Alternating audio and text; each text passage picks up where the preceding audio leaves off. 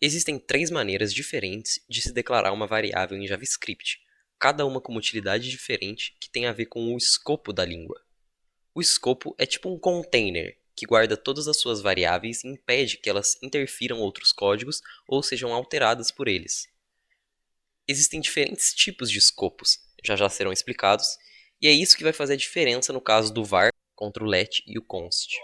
Isso porque o JavaScript é uma linguagem que já tem quase 30 anos e mudou bastante, inclusive na sintaxe e no modo de operar. Quando ele foi criado em 1995, a linguagem tinha apenas um escopo global e um escopo de função.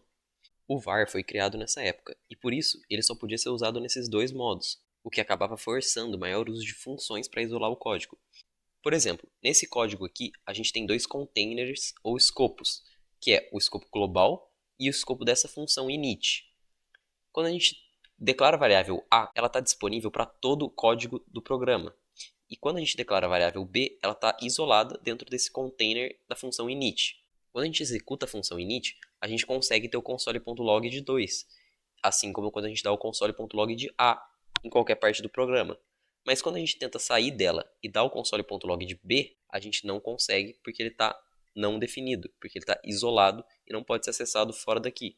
Além disso, outro problema que a var tem é que a mesma variável pode ser redeclarada infinitas vezes, o que faz com que seu código possa alterar outras partes do programa acidentalmente, como nesse código, onde mesmo a variável já tendo sido declarada aqui e tendo sido declarada dentro de um if, que é um bloco, não uma função, ela continuou afetando o resto do programa e mudou o valor de A.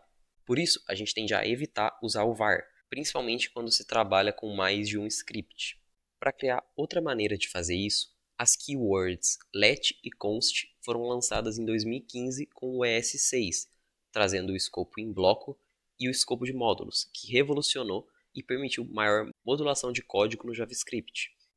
Além disso, ele também trouxe a definição de que essas variáveis declaradas por let e const não poderiam ser redeclaradas, ou seja, a gente não poderia dar um let a igual a 1 e depois um let a igual a 2 de novo, porque isso seria redeclarar uma mesma variável, isso impedindo muitos erros e prevenindo a interferência externa no seu código.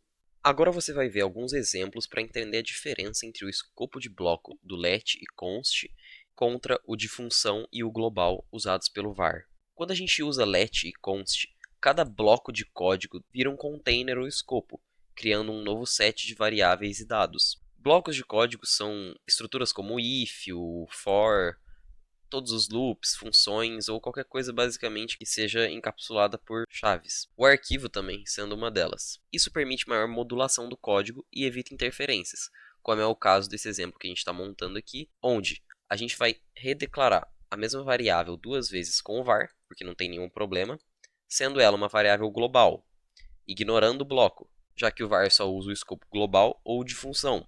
Dentro desse bloco aqui, que continua sendo global, a gente vai redeclarar a mesma variável por uma terceira vez e não vai dar nenhum problema. Então, se a gente der o console.log da variável a gente vai ter 3, tanto aqui quanto aqui em cima, porque a variável é global, esse bloco não afeta.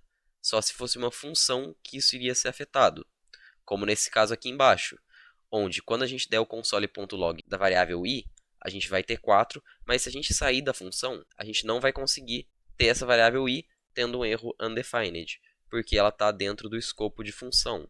Já quando a gente usa let ou const junto com o escopo de bloco, a gente não pode redeclarar a mesma variável, só mudar o valor se ela for let, e cada bloco vai ter um container próprio. Então a variável global a vai ser diferente da variável local a dentro desse bloco. Se a gente der o console.log dentro desse bloco, a gente vai ter a variável do container. E se não existisse essa variável dentro do container, iria procurar pelo global até achar. E se não achasse, seria não definido. Agora, se a gente sair do bloco e der um console.log global, a gente vai ter a variável global porque não tem acesso ao container do if. Um outro pequeno detalhe para não confundir aqui é que as funções também são blocos. Então, o a também seria isolado se estivesse dentro de uma função, assim como o var. A única diferença entre a let e a const é que a let pode ter seu valor reassinado, e normalmente a gente usa ela para valores primitivos que podem ser alterados, como string, number e booleano, enquanto a const não pode ser reassinada, sendo muito usada para funções, arrays, objetos que podem ter seus valores mudados sem que ela seja reassinada com o símbolo de igual. 99% dos casos você só vai usar uma das duas. Então usa let ou const, pelo amor de Deus.